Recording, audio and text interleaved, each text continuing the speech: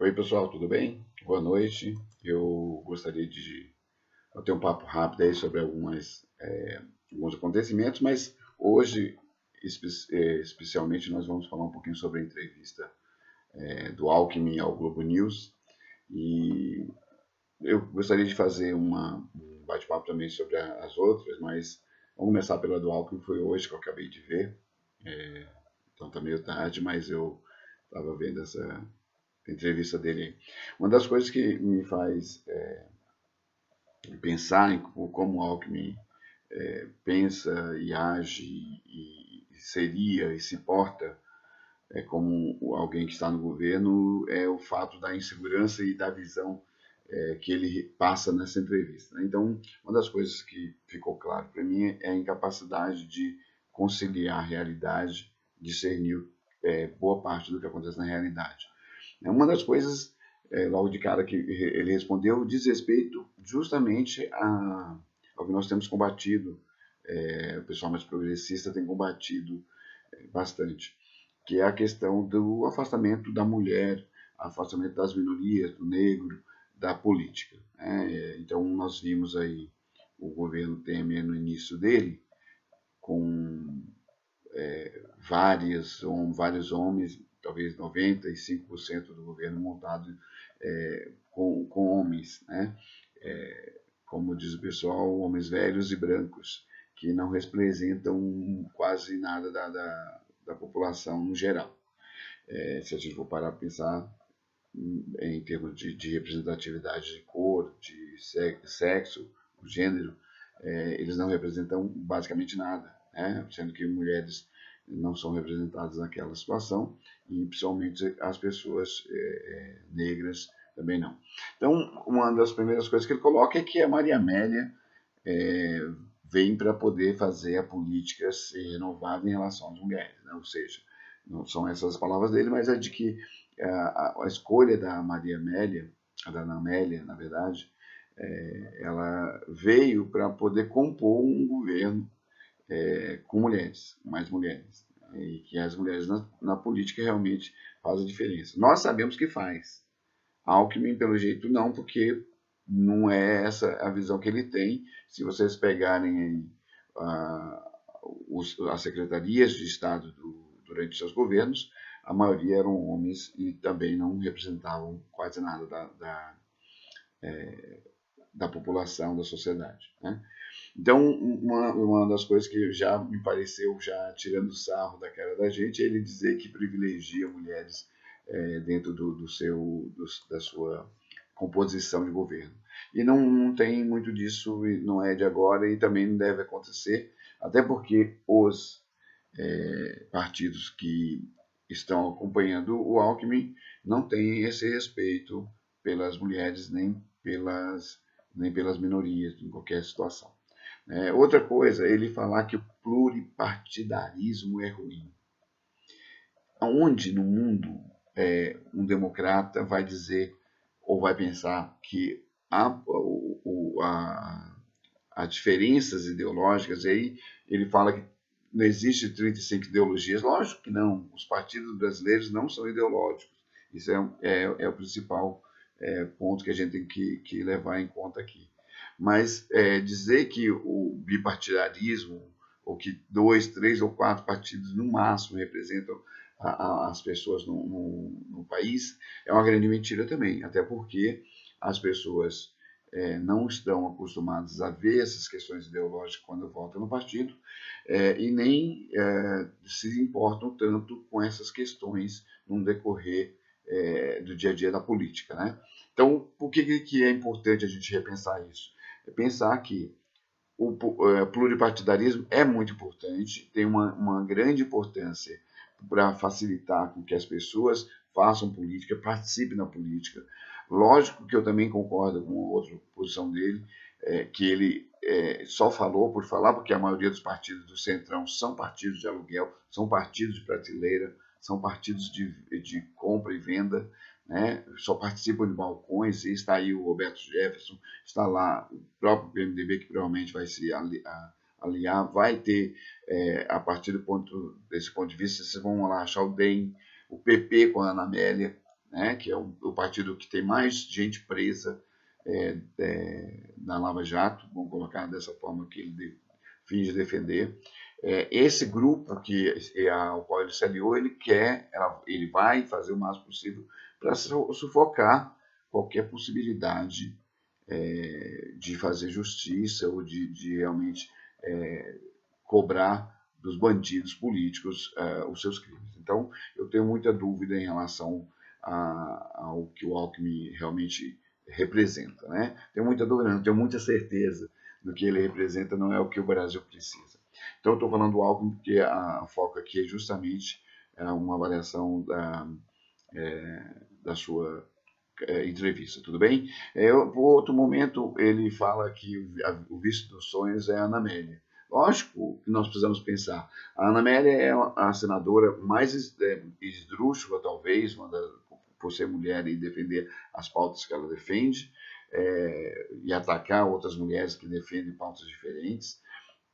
Mais esdrúxula porque é do agronegócio, é da bancada da bala. A Ana Amélia está junto com o que tem de pior no Brasil. E principalmente seu partido, que é talvez a segunda maior quadrilha depois do PMDB ou do MDB. E logo em seguida o PSDB. Talvez essas quadrilhas eles estão tão juntas, tão unidas, que a gente não consegue perceber o problema que nós vamos enfrentar. Né? Então a Ana Amélia representa o que tem de pior na política, que é o partido Paulo Maluf, que é o partido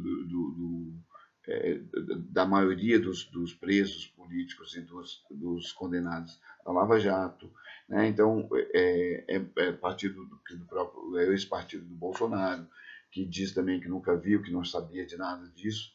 Então tem muito mais gente, eu só não vou falar muitos nomes aqui para não perder muito tempo, mas só para vocês entenderem um pouquinho isso aí, né? Então os partidos que estão no centrão, a maioria deles são partidos de aluguel que se vendem para ter cargos. E logo em seguida, essa questão do vício do sonho, o Alckmin parece que esqueceu da briga, da correria, do puxa-saquismo, da submissão, em relação ao Josué Alencar, né? José, que eles queriam tanto dentro dessa aliança, e aí ele rejeitou, até por conhecer o Alckmin, conhecer bastante o PSDB, né? Provavelmente ele rejeitou por conta disso.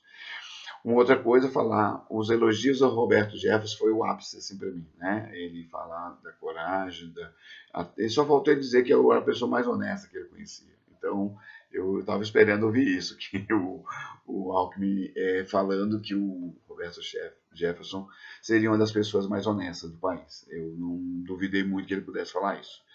Mas, de qualquer forma, ele saiu, e a retórica, e o medo, e a covardia de enfrentar as perguntas de frente, ele ficou pulando de galho em galho, escorregando como sabão, e parece que fez um curso ali intensivo com o Bolsonaro, que são muito parecidos na forma de agir durante as suas entrevistas, né? Falta a gente ver agora a entrevista do Bolsonaro na Globo News para entender melhor qual vai ser a postura dele nessa entrevista. Mas ele também colocou uma outra falácia extrema, falar que o PTB é importante porque é um partido do trabalhador, é um partido que defende o trabalhador, e aí, logo em seguida ele coloca que é o partido que defende reformas trabalhistas do jeito que elas foram colocadas, que defende o aprofundamento da retirada dos direitos do trabalhador, e é um partido dos trabalhadores. É muito esquisito a pessoa ser tão contraditória em uma única frase, né?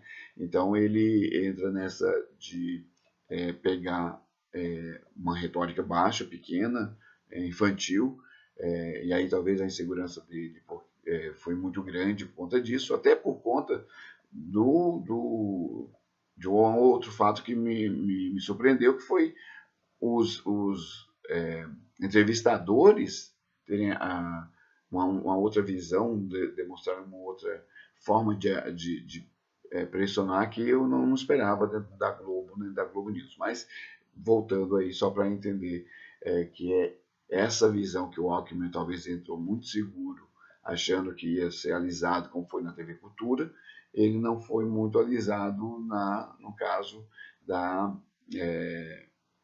da Globo News. E estranho até foi os cortes que deram nele quando ele começava a tergiversar, começava a falar abobrinha, quando começava a descolar do assunto, a fugir do assunto, e o pessoal batia e colocava ele no lugar e tal, e cortava ele mesmo. Então, achei muito interessante a forma como que foram duros com ele, mas ao mesmo tempo de darem espaço para ele poder contar algumas mentiras, contar algumas lorotas ali, né?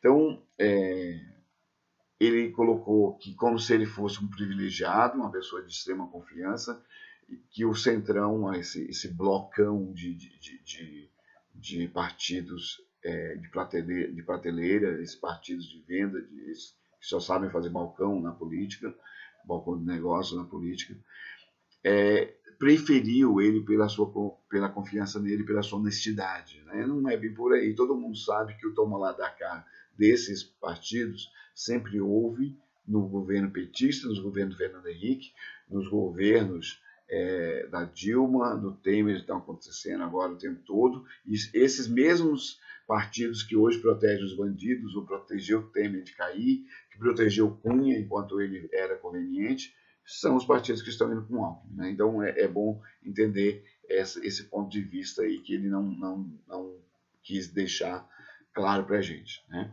Outra coisa, durante todo o tempo que o governo Temer esteve tentando se aprumar no início, o Aécio, o Serra, Aloysio e outros tantos do PSDB o apoiaram e deram conta de mantê-lo no poder. Né? Então, as negociações passavam principalmente pelo PSDB.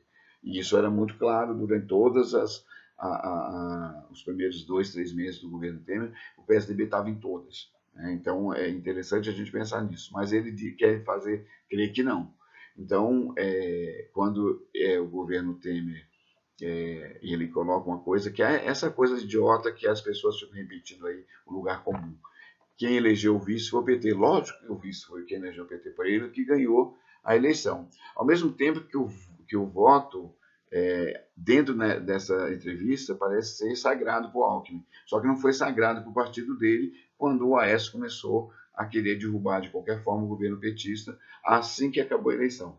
Então, são contradições dessa mesma pessoa que fica fingindo que é bonzinho e que não é bem por aí, né? Então, o Rodoanel foi uma outra coisa que eu achei muito legal, a forma que cobraram dele. Esperaram mais para o final do bloco e aí cobraram radicalmente dele a questão do Paulo Preto, a questão do Lawrence, né? E não é o das Arábias, é o Lawrence do Alckmin, dos Tucanos, de São Paulo, que só no trecho norte do Rodoanel, o Ministério Público, a Polícia Federal, está falando de 600 milhões de reais só no trecho de uma obra. Imagina quanto dinheiro não pode ter saído das outras obras, das outras grandes obras que ele se vangloria de ter feito. Né? Então, isso é uma das coisas que a gente precisa fazer. E aí é uma hora que fica muito claro que ele tem ciência, que ele talvez saiba profundamente do que acontece no governo dele, ou do que aconteceu nos governos dele, é quando a jornalista pergunta para ele se ele colocaria a mão no fogo pelo Lawrence. E aí ele finge que não é com ele a coisa. Não, aí esse negócio de colocar a mão não é bem por aí. E aí pula da pergunta, tenta se esquivar e mostra claramente que tem ali alguma coisa que ele deve. Tudo bem? Então isso é uma das coisas. Outra coisa é quando ele fala que eu não sei se isso é bom ou ruim para o Ministério Público, que ele coloca o tempo todo, o Ministério Público fez isso. E a gente sabe que nos governos tucanos, o Ministério Público, procurador e promotor que fazem favores, tem sempre uma forcinha no governo. Ou é colocado em cargo de confiança, ou é secretário, e aí tem um monte que a gente pode ver, que vai desde o Saulo, que ele cita bastante. Eu não sei se isso é bom para o Ministério Público, saber que dentro dessas indicações do Alckmin, a boa parte tem um nome sujo em algum momento ali, né? Então, ele coloca como se o Ministério Público fosse santo, fosse bom demais, porque é tanto que ele cita como se fosse uma referência de honestidade pura e simples, como se fosse o mais pura gente honesta que tivesse no Ministério Público, e a gente sabe que não funciona assim em nenhuma das instituições no Brasil, né? É tanto que nós já falamos, já discutimos muito aí sobre o sumiço o engaveitamento, o sumiço dos processos relacionados aos sulcanos. Então ele coloca essa coisa como se fosse muito importante, um procurador que ele colocou, que era o braço direito dele, que colocou o Laurence lá, que ele não coloca a mão no fogo por esse Laurence. E eu acho, de verdade, o que eu penso, é que ele não coloca a mão no fogo por ninguém, porque ele sabe o quanto que essas pessoas são indecentes, né? Ou muitas dessas pessoas que ele trabalhou são indecentes e são criminosas. Então talvez seja por isso. Em nenhuma campanha do Alckmin teve caixa 2. É muita inocência, é muita